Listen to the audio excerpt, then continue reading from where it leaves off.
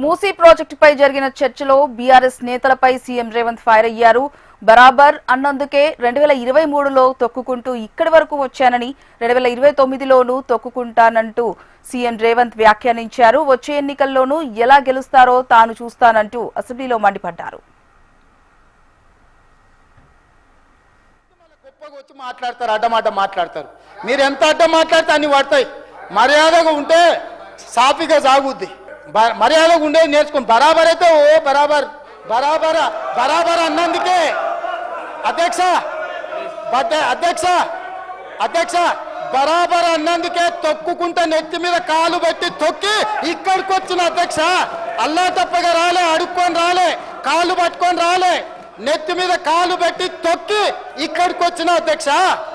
బరాబర్ మళ్ళా చూసుకుందాం. 29లో తొక్కకపోతే చూడండి, 29 మొత్తం కలిసి రాండి, మొత్తం కట్ట కట్టుకొని రాండి.